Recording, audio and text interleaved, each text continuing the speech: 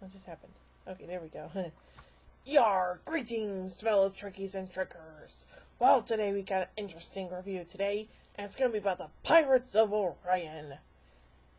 And now I'm not gonna do the pirate voice for the whole review, I just want to do that for that part only. So, anyway, here we go. On Stardate 6334.1, the Federation Starship Enterprise is on its way to the planet Deneb 5 when the Vulcan First Officer, Spock, contracts the disease choriocytosis and is diagnosed by Chief Medical Officer Leonard McCoy with only having only days to live. No! The Starfleet freighter SS Yarn is to rendezvous with the Enterprise and deliver medicine direly needed for the cure when it's attacked by Orion pirates who steal its cargo, which turns out to be primarily a sizable load of dilithium crystals. The Enterprise falls back on the rendezvous course and finds the battered Huron and its surviving crew. Analysis of the attack leads Captain Kirk and his crew to chase the Orion ship in a desperate attempt to recover the cure before time runs out. The Orions, knowing they cannot escape the Enterprise or bust them in a fight, plan to destroy both themselves and the Enterprise in order to protect the lie of Orion neutrality.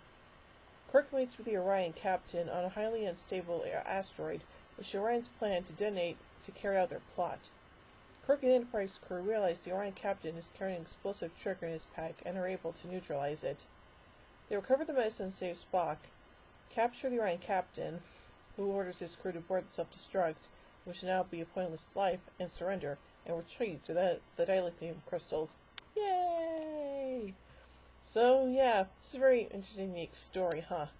But, yeah. So anyway, let's look at some production notes about this story. Writer Howard Weinstein had been a fan of space exploration following the flight of NASA astronaut Alan Shepard on Mercury Redstone 3. He recalled that his first experience of Star Trek was in middle school, where he mixed elements of the show up with Lost in Space. He began watching the show and was inspired to write for television after reading The Making of Star Trek by Gene Roddenberry and Stephen E. Whitfield. While in the 11th grade, he had a Star Trek short story published in the fanzine Probe, which was a yearly publication in East Meadow High School. Weinstein also wrote a script for Mission Impossible, but the script was turned down as it was not submitted via an agent. It was returned with a list of suggested agents, and his father recognized Bill Cooper's name on the list from their school years together. Awesome!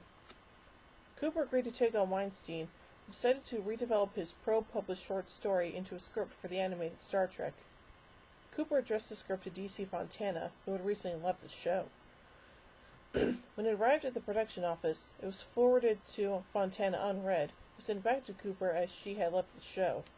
The script was subsequently resubmitted by Weinstein under his agent's name for the second season of the show. Producer Lou Scheimer had contacted Weinstein and informed him that they wanted to purchase the script if editing could be modified, which Weinstein agreed to. Weinstein was 19 at the time and was staying in the dormitory at the University of Connecticut, and Scheimer was surprised to find out that Weinstein was so young. Yeah, I'd be shocked too to find out that the guy who wrote this thing was 19. The script was sold in April 1973. It was Weinstein's first professional sale and credit as a writer. He found out later that year that it would be used as the opening episode of the second season. Weinstein organized a get-together in his dormitory to watch the episode when it aired, which some 30 people and a dog attended. Okay then. After the script was used, Weinstein found that it enabled him to write the Star Trek novel The Covenant of Crown for pocketbooks. He said in a later interview that it gave him, quote, instant credibility with the company. He also began to appear at science fiction conventions and later wrote several further Star Trek books and comic books. Awesome! Weinstein received a thank you credit on Star Trek IV The Voyage Home after introducing that film's director, Leonard Nimoy, to the idea of introducing whales in the film. Cool! This episode features the first appearance of male Orions.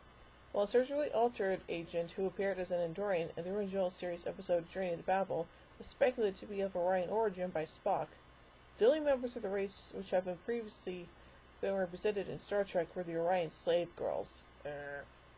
Male Orions would not be seen in a live-action Star Trek production until 2004 with the episode Borderland in the 4th season of Star Trek Enterprise. So yeah, overall, this is a pretty interesting story, and hey, I do love me some some stories involving pirates. Yarr! Anyway, so overall, I give The Pirates of Orion 3 warp cores out of 5. Well, join me in a bit as we take a look at the next episode, which is called Bem.